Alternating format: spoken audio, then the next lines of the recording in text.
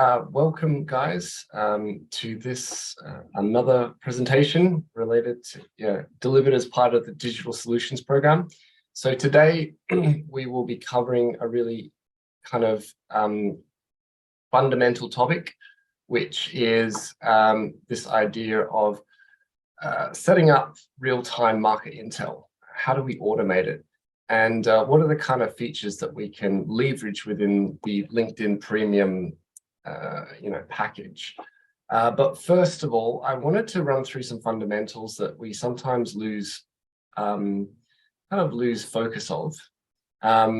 So just some kind of a little bit of theory before we jump in and start to play with LinkedIn and set things up and analyze how well we've actually kind of set up our various search terms. So so today let's quickly cover the fundamentals. So probably everyone here has heard the terminology product market fit, right? And there's a lot of kind of product management and business collateral related to this concept, right? Where you've got a product or a service and you need to connect it to a market need, right? So if you're talking about a software product,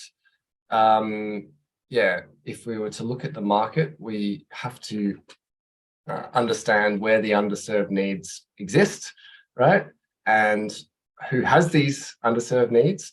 And then we need to align our value proposition, feature set, if we're developing software or hardware, and user experience around that. And I'll teach you a little bit about how this idea has had to evolve, because product market fit is really not 100% the right kind of concept that we really want to embrace. So if we were to use this approach, we would actually it's quite interesting. I haven't updated this slide, but step one would be to create your value proposition. So the challenge is that I'll come back to these 2 points here. But the big challenge and the big point I wanted to make is that we need to transition our mindset from being product market oriented to market product oriented. So, if you take away one key point from this entire presentation, it's to obviously do your market research and set yourself up so that you can read the market in real time.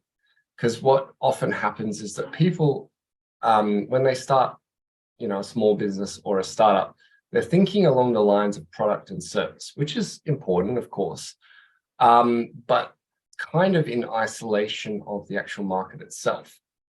And so the kind of questions that I will be asked and the founder will expect me to have an opinion on, or, the answer for them is like, is my product or service correctly positioned? Do you think this is a good idea? This kind of stuff.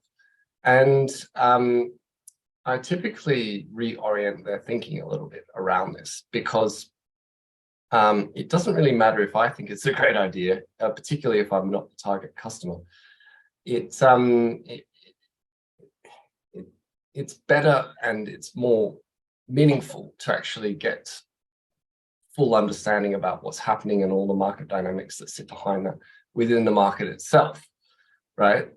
So this question is often asked out of context. And so one of the things that I've been doing with founders over the recent few weeks and months is almost like taking them through like a go-to-market simulation, where we go into LinkedIn, particularly if they've got a B2B service or a B2B to B service, or a B2B to C service, which is business to business to business, or business to business, or business to consumer.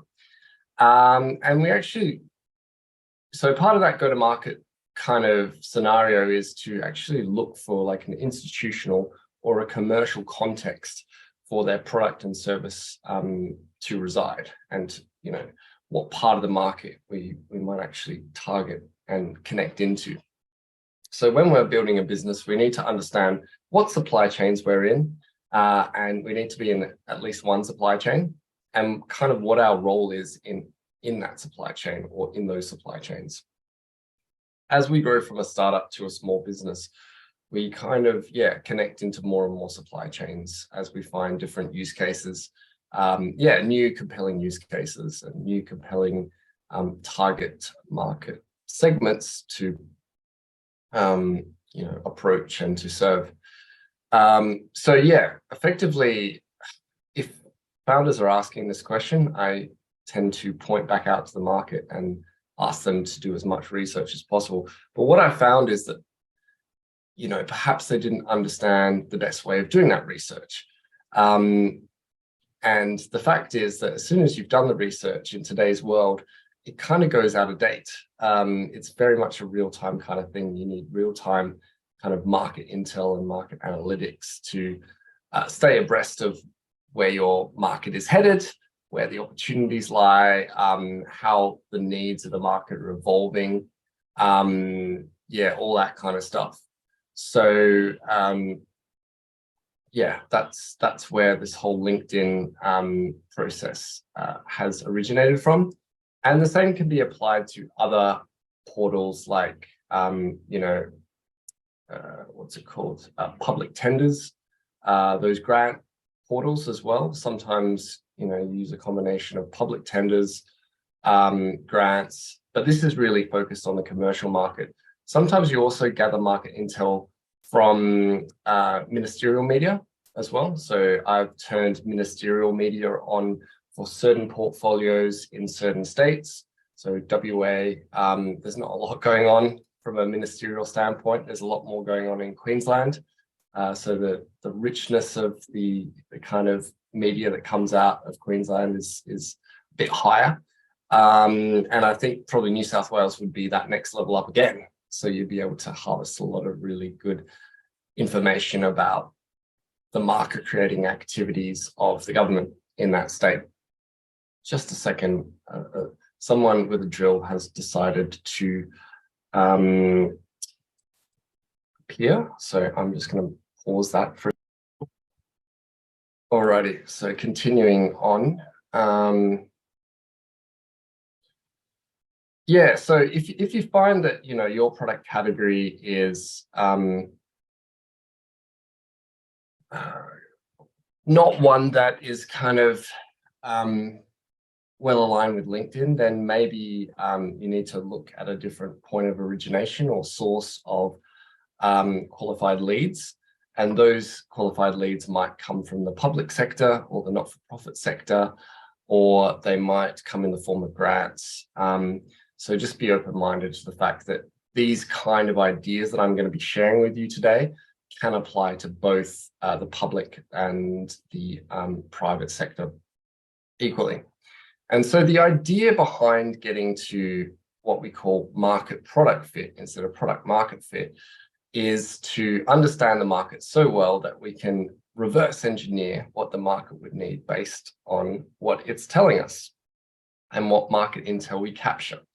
So in that sense, this diagram, the product market fit pyramid, needs to flip upside down, and it needs to become the market product fit pyramid. And so step one is always to learn about the underserved need for a particular customer segment. So it's to target the base of the pyramid, and then reverse engineer what the value proposition is and what kind of products and services, which is like the feature set and the UX.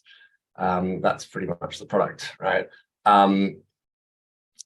Work backwards from there to actually infer what the product would be, what product would actually be required in order to fulfill that need. So it's a bit of reverse thinking. And actually, if you look at the details of this image here, you'll note that there are other fits as well that we need to think about. So there's market product fit, there's product channel fit. So does your product fit into the right channel? Have you actually discovered a channel that you can distribute your product or service through efficiently? And so what I've found quite recently is the best channel for me is actually online speed networking. So it's not LinkedIn, it's not Facebook, it's not any of these other ones. It's a completely new channel that hasn't previously existed, which reminds me that I need to set up a meeting with my colleagues to undertake some online speed networking. And then there's also channel model fit, so understanding how to charge based on the channel selection. And then there's model market fit. So that's why business is reasonably difficult to establish, because we need to figure out how to align all of these key building blocks, which is the market with the product with the channel with the model.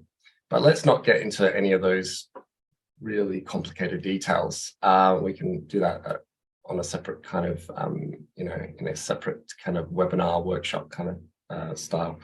Anyway, so effectively, one of the things that we can do within LinkedIn in our search for underserved needs is start to do these kind of searches.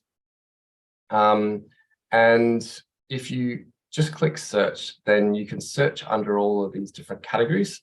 So you can search for people, so people that might use the word resilience or whatever your keywords happen to be. And we will be going through an exercise a little later to try to figure out what those might be for your particular business. So people, jobs, companies, events, and services. These are the ones that I've found to be, you could probably include posts as well, just to understand who's talking about what and why and what the context is and all that kind of thing. So the good thing about LinkedIn, and it is a tool designed predominantly for recruiters, right? So that they can find all this hidden talent. So it makes it a lot more visible who could do what, and they can go out and actually search through profiles to find talent and match it with opportunity. And we can do the same, right? So there's a huge number of kind of searches that we can do, and huge number of filters that we can apply to search for the right opportunity, particularly if we've got a services business, particularly if it's a professional services business. So I'll show some examples from my own kind of advisory business, what kind of searches that I do and what kind of results they yield. So yeah, this is a really good, really powerful tool.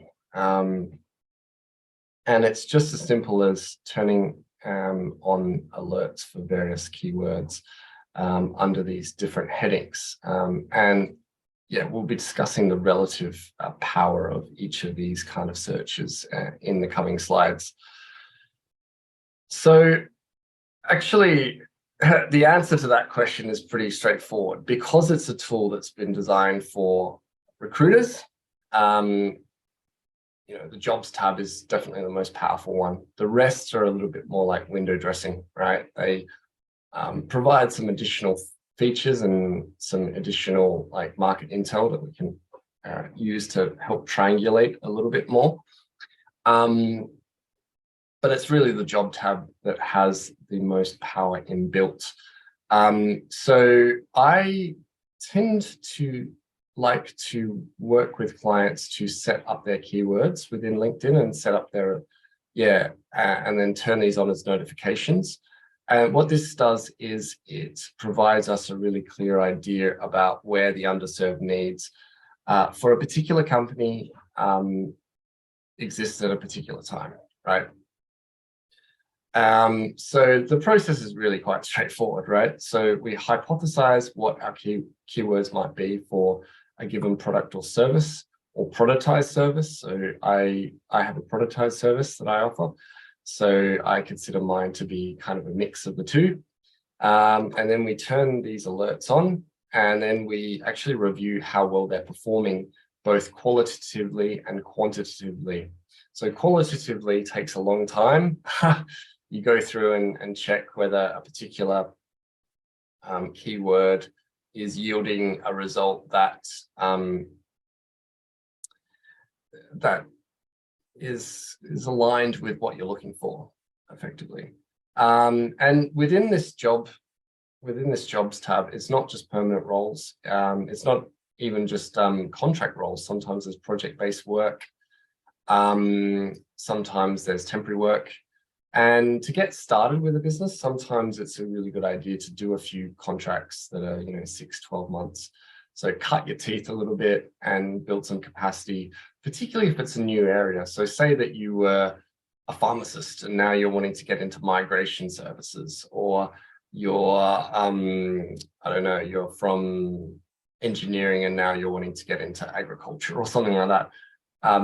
It takes a while to pivot, right? And it takes a while to demonstrate that you've got a level of competence in a particular area. And then, grooming your alerts. So based on how well they're delivering, then what we can do is we can, because you can only set up 20, right? Which is actually quite a lot, and it's actually too much. So right now I've got 18 set up, and I'm getting daily digests of all of these various what's happening specifically in Melbourne. Like for this example, I'm actually targeting just the Melbourne market to try to understand a little bit about what's going on there in my space. And over the course of time, you build up a clearer and clearer picture of what's going on, and also what kind of language people are using, because some of the language that people use is a bit nebulous. So like strategy is one of the terms that I use, or innovation, or even product management is quite a nebulous term. So you might have some of those search terms that can have multiple meanings. Management consultant is another one, business advisor. These can be quite nebulous terms that you need to understand which definition applies to your business, right? So the big question is, and the big exercise for today, before you go away and set yourself up on LinkedIn, is what do you think your top 10 keywords would be within the context of this kind of search, right? So Carlos is in agricultural technology. So his might be ag tech or agriculture, or he's interested in the Brazilian market. So Brazil might be one of those words, but searching within the context of Australia, just to understand what Brazilians are doing at this moment in time. Had a client who we had a discussion earlier today about, these workflow, like digital transformation and workflow management and all that kind of stuff. And so he had identified 3 keywords. I would encourage to probably do a few more than 3. So we came up with a few other ones. So we added words that relate to the kind of software that he was wanting to help companies adopt, like Asana and Monday, and he was involved in that kind of space. So just perhaps think a little bit more broadly about what you're doing, not just in terms of the role title, but also the kind of keywords that can appear within the actual job title, in the job description, and almost take a look at job descriptions as almost like project briefs, and read between the lines and see whether you can potentially transform that. Because this is just a suggestion, right? They go out to the market, they think they need to hire in-house, but you might have a way of serving them that is allows you to serve multiple clients at once, or maybe you go in-house for a while and then you kind of renegotiate terms, or whatever. I mean, it's up to you what kind of model, like service model, you'd like to offer the market. But obviously, it depends on them as well, what service model they would accept, right? Based on how they see the world. Excellent. So that's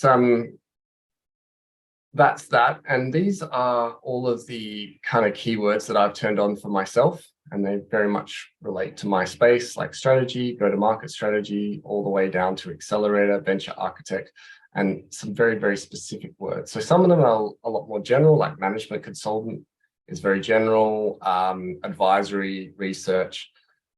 So over the course of time, I might need to get a little bit more specific about what kind of research I'm in, or what kind of advisory, or what kind of management consulting I would be, appropriate for. Because I'm in business advisory, and I do B2B and B2B2C and all that kind of thing, it means that I'm a pretty good natural fit for LinkedIn. You can, even if you're in the B2C industry, you can probably still track your partners and allies, maybe not your end customer, but maybe your partners and allies. So say you're trying to set up a pet service or something like that, which obviously serves the likes of consumers, people that have dogs or cats or whatever, but you might be interested in tracking Pet Barn, or I don't know, what else could you be doing? Or Green Cross. I think Green Cross is one of them, the veterinary clinics or whatever. So you can kind of track interrelated companies, and you can see who they're hiring and have they got growth and where they're focusing their time. You can kind of get a little bit more transparency into what their current focus is within the organization, without, pure, perfect transparency, which you could probably never get without speaking to them at length, right? But these are the kind of alerts that I've set up for myself. So think about the ones that would relate to your particular business. And you might find that when you've turned them on, you get like this huge torrent of information that you didn't previously have about your industry and about the kind of work, the kind of area that you're wanting to enter into. So it's all about finding the right opportunities at the right time and understanding which companies are offering it. So I've just got a bit of a nebulous example there, and understanding potentially who the decision makers are. Usually they're listed as the hiring managers. And you can even click on them and add them as well to your network. And you could potentially even reach out to them separately and say, look, this is what I'm doing, and let's have a virtual coffee and let's see whether there's any synergies here. Understanding that they're, hiring a particular, head of marketing or BDM or whatever it is that you want to provide the market, right? And to see if, you can co-create value together in some way, in some capacity.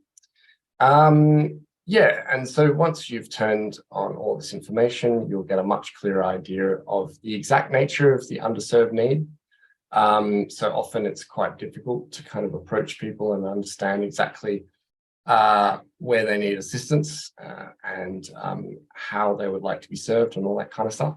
So reading between the lines a little bit allows us to understand that a lot clearer.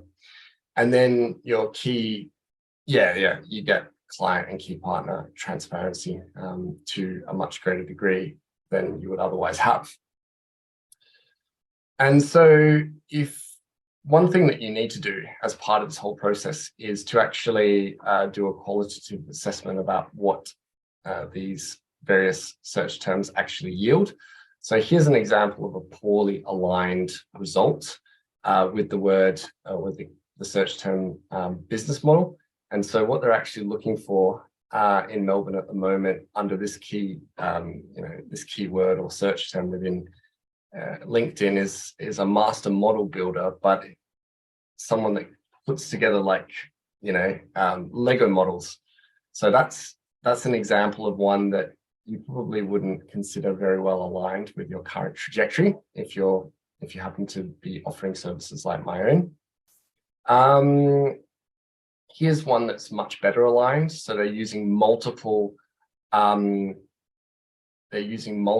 search terms that I've kind of identified as the ones that I want to go after. So they're using the word venture architect, they're using the word business model, and typically to get in front of them and onto their radar, I'll either add them, or sometimes you can apply within 3 to 10 seconds pretty much. And so your profile will pop up and they will be able to gauge pretty quickly about whether they see a level of alignment. And sometimes these conversations are more like jobby kind of interviews, but other times they're much more like okay, we see the value, we understand your market position, we should talk further kind of thing, and we might be able to involve you on a project by project basis. And so in that sense, you're able to operate pretty much as an independent business owner, which is pretty exciting. And you've kind of originated this opportunity from within LinkedIn. So then we need to progressively dial in our keywords, and we need to make sure that the keywords that we have selected for ourselves in terms of how we position ourselves are right. So one of the tricky aspects of serving the WA and the Queensland market at this moment in time is people talk about business models a lot, but as far as I understand, they don't really understand the concept. So it's difficult for them to put together requirements to actually source this service, right? So maybe, business modeling doesn't actually come up a lot. So effectively what I've done within LinkedIn, I'll just try and get out of full screen here if I can. It's going to be tricky. How do we go full screen? I'll just, can't do it.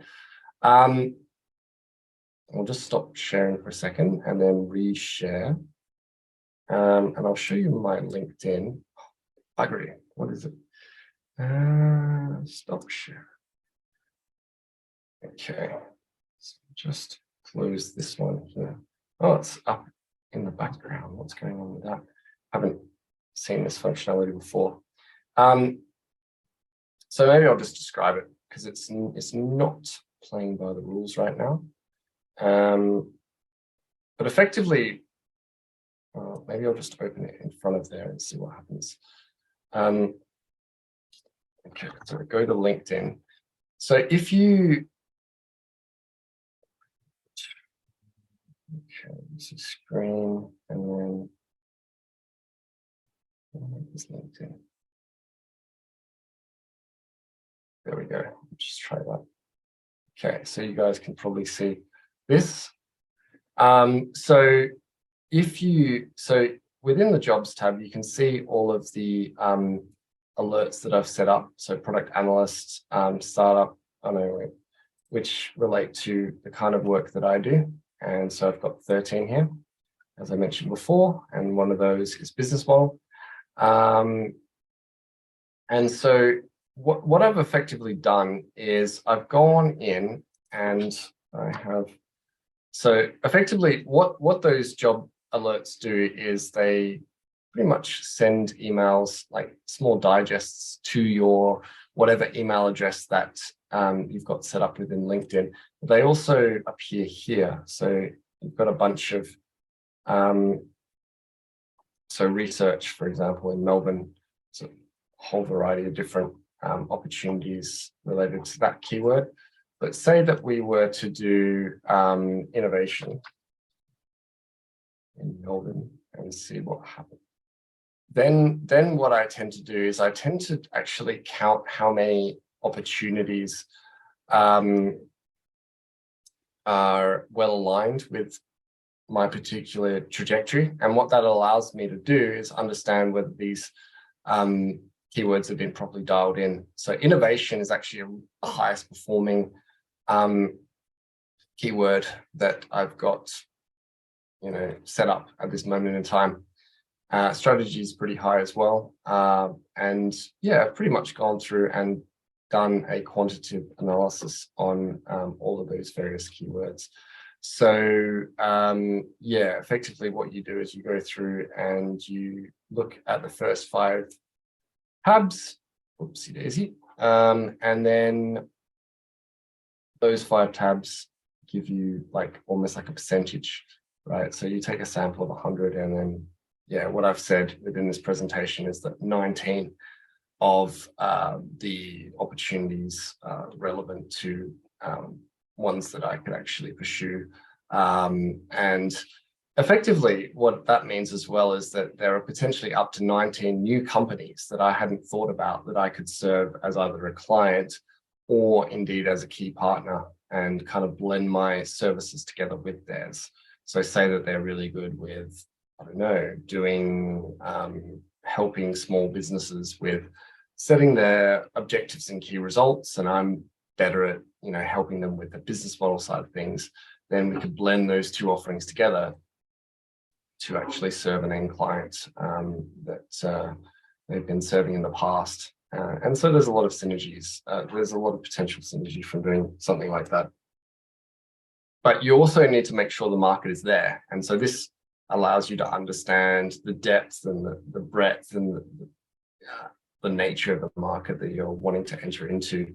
And if there isn't a lot of alignment, then you might need to consider like changing how you've positioned yourself or how you're actually targeting that market. And so you're starting to re-engineer your service or product to achieve a tighter level of market fit as a result, right? And so there are other tabs that we might look at.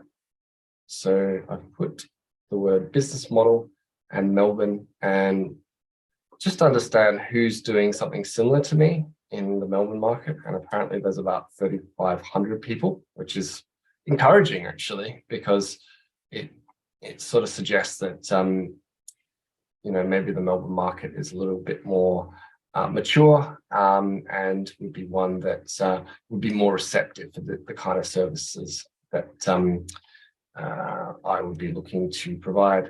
We could look comparatively at Perth to see how many people use the word business model there. That could be an interesting piece of market intel. So 786. So I'm guessing based on this, you're sort of looking at roughly 4 times or 5 times the scale of market. Yeah, probably 5 times. So yeah, Perth has about 40% of the population of Melbourne. So yeah, it's probably twice as attractive of a market if you kind of take into consideration the actual population size. So that's that. And that takes a while to put together. And that's the reason why I don't recommend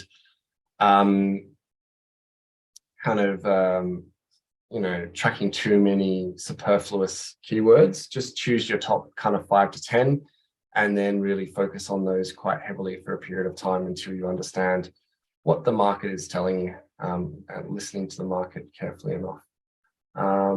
Let me just see. My mouse seems to be disappearing somewhere. Bit of a technical issue when you can't see where your mouse. I can sometimes see it, but then it disappears. Okay, maybe I'll need to. Oh, it says resume.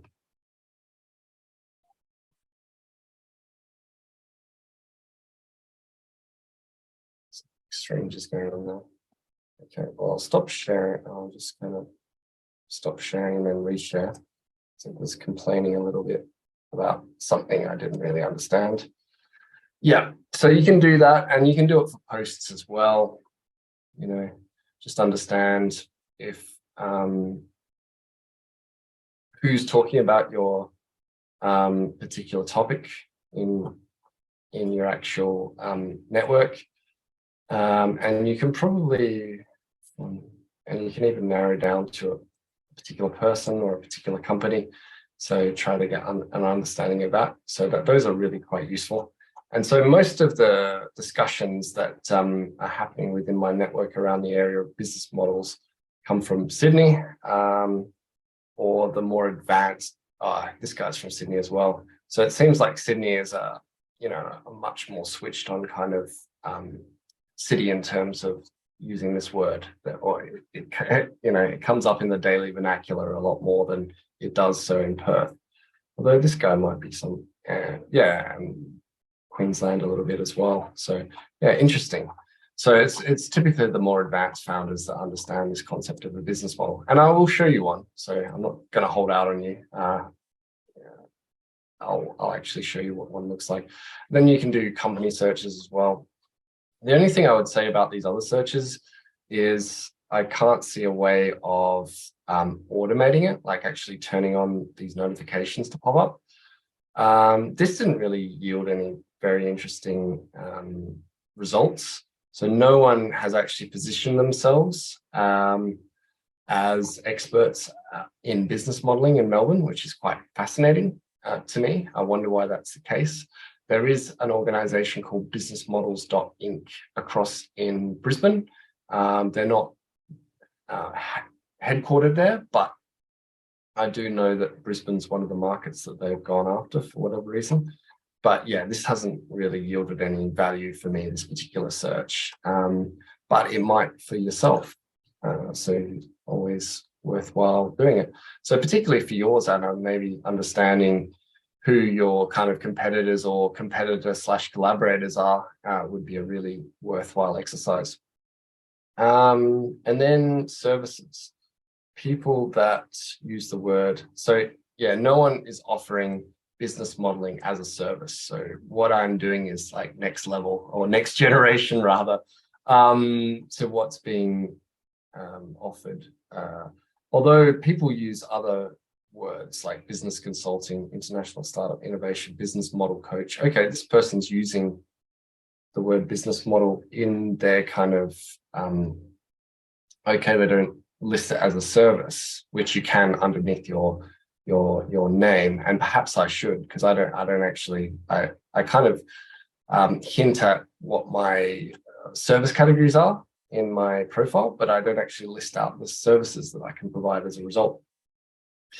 So there are about 1,100 people that use the word business model in some capacity.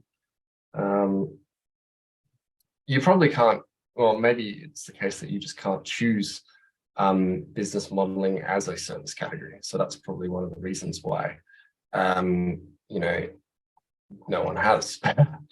So yeah, but it's really interesting. Like if I was to go to Melbourne to do networking, then these are the kind of people that I would want to meet and, you know, potentially have coffee with. And yeah, so if you're entering a new market, then, you know, you would definitely prioritize people that use the same language as you, because they're likely to be connected to opportunity, maybe not instantaneously. And that's where the job tab comes in really handy, because it gives you a real-time kind of pulse of where the market is at this moment in time. So this Danny guy, he could be connected to opportunity, but maybe in 2024 or 2026, just because his business is not investing in that capability at this moment in time. Whereas the jobs tab gives you an indication that a particular organization is looking to increase its capability in a particular space that might align with what you're capable of doing. And then events. Events are a bit of a weird one, because Eventbrite is really a better platform for events, but sometimes, you know, it can be interesting what's going on around the world. So it's mainly online events. So that's not really specific. And you can't really filter as far as I can see. So yeah, I mean, if you're running events, then you might just want to do the online events and post them through LinkedIn as a channel, as opposed to trying to organize face-to-face events using LinkedIn. So those are all the other tabs. So why the jobs tab can be the best tab to use as like a proxy is that, you know, it gives away a lot of the other dimensions of the opportunity, such as the timing. And I don't necessarily recommend setting it up for daily notifications. Weekly and monthly ones are a lot better, just because otherwise you just get a torrent of information that you never would have enough time to actually review, which is a big issue. So then, yeah, let's talk about capitalizing on opportunities. So say that you found an opportunity in the jobs tab. So say someone wants you to potentially provide a service, maybe it's a 4 to 6 month contract, and you think, oh, that's pretty good. I might pursue that. Then you have to decide whether these guys are going to fit into your customer segments or your key partner segment, right? So if we look at the business model canvas, and so this is an image of the business model canvas, you've got key partners, and they're typically individuals, but more commonly organizations that you partner with to deliver a product, like the whole product, to an end customer, right? And so the customer is the one that pays for it, but the key partner sometimes will allow you to generate revenue from, participating in partnership with them. So you might be providing product A, and they might be blending it with their existing product suite or service suite or sometimes it's a combination of products and services. Like you might be partnering with a large software vendor like Asana or Trello or Monday.com or something like that. And you provide all the implementation capabilities for particular clients. And they provide the software, and they provide some other, support services that are required to fulfill all the requirements of the customer need. So I typically have two kind of boards going at any one time. One's with customers, which tend to be the small businesses and the startups that I can help through the digital solutions program. And then I've got a separate board altogether, which I call my partnership relationship management system, which allows me to track the maturity of various partnerships as they mature and then turn into something. And so one of the things that I help small businesses do, and I think, Carlos, you've had a go at this, and you've gone through this process yourself, is to map out their key partners within the context of the business model canvas. And then I actually check whether you've got a business model that works, because anyone can fill in the canvas, but actually getting it right is quite tricky, right? And actually seeing the strengths and the weaknesses objectively of what you've put together is also quite tricky. So yeah, if you haven't done your business model canvas, then effectively it's pretty critical. I recommend that pretty much every business does it, particularly if you're going to have partnerships of some nature, right? So you're not just serving an end customer, but you're actually partnering with other organizations. It could even be partnering with like a networking company or something like that, whereby they, provide all the leads and you provide whatever you provide the money or whatever, but they're still like a key supplier that's critical to your success. So I would still have them in the key partner square. So, and then you've got to decide what kind of strategy you want to kind of move forward with. So you can either stay small, so you can focus on the kind of philosophy of Peter Jarvis, which is where you do a particular product or service by yourself, maybe with the assistance of a virtual assistant, but like beyond that, not really wanting or having a vision to scale too much. Or you could go bananas and do what Chet Holmes suggests and just like relentlessly follow up with more and more customers. But in that case, you pretty much turn into a full-time salesperson, and you would need staff to actually deliver the product or service that you are wanting to deliver to the market. But both require relentless follow-up, because we live in a very noisy and distracting age at the moment. And so it's important that once we know who our candidate key partners are, we follow up with them until we get an answer. And sometimes, even Chet Holmes suggests, sometimes even if that answer is a no, often you could overturn that if you're going to apply his kind of approach to sales. So yeah, so you decide which strategy you want to embrace, whether it's just keeping small and delivering a niche service, or building an enterprise effectively by creating a strong sales function within your organization. And then you can either decide to apply for the job and then, sign a contract on their terms, or try to renegotiate, or you reach out in parallel and make the organization aware of your existence and the fact that you prefer a slightly different model. You might prefer to do consulting instead of contracting, or whatever it is, right? So those are the two options about how to reach out. And sometimes you'll need to reach out multiple times, because particularly if the hiring manager is the managing director or one of the, director of sales or something, then they're going to get bogged down with distractions. So you're going to need to pop up on the radar a few times before, you're taking, people actually follow up with you and commit to a time and, focus on the collaboration. And then it's just about building that key relationship, right? And to do this, often it's really important to get people to be interested in you as an individual. So sometimes the best approach is just to say, look, here's my LinkedIn profile. Take a look. If you see that there might be synergy between what we could potentially do, if there's something that you can see that we could potentially do together, then happy to catch up for 15, 20 minutes to explore that further, just as a discovery call. And then what you might want to do beyond that, like you've had that first initial contact, you might want to actually prepare like a capability statement which unpacks your skill set even further and showcases everything that you've potentially done, almost like a portfolio that you can actually present to a particular end client or key partner.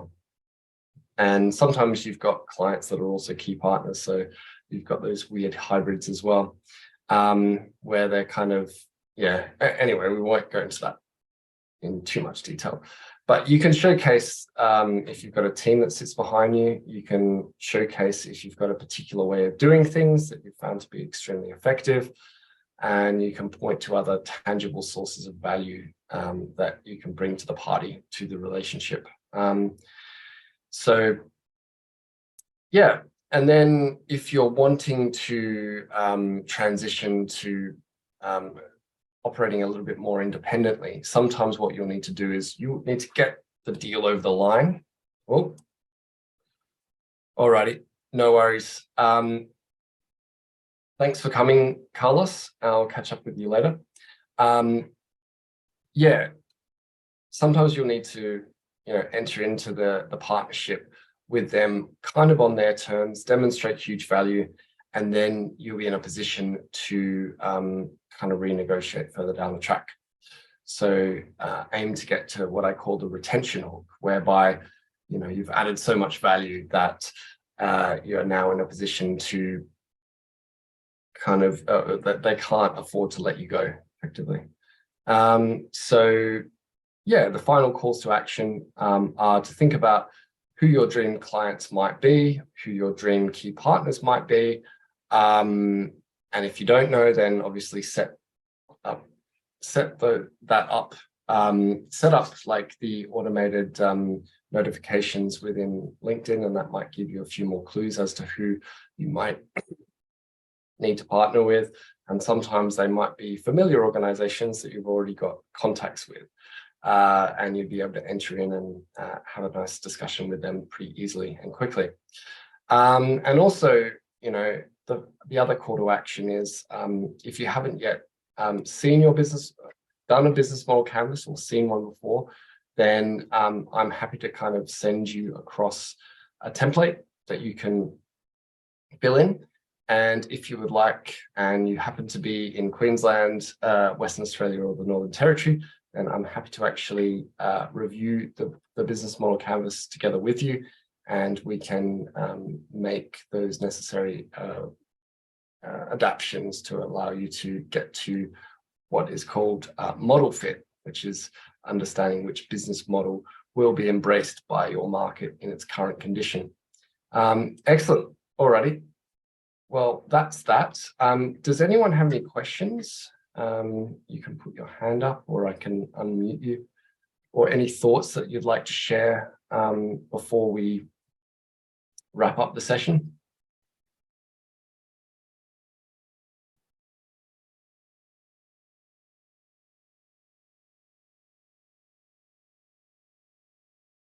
No? Alrighty. So anyway, that's all the information I have today for you. I will send this through to you so that you will have a copy of the presentation, and do feel free to reach out if you'd like some additional support. Obviously, that can be made available through the Digital Solutions program, and I'll catch up with you in the coming days and weeks. So best of luck with your business building process, and I hope that this kind of relentless focus on market will allow you to find your way towards market fit and beyond. So thanks very much.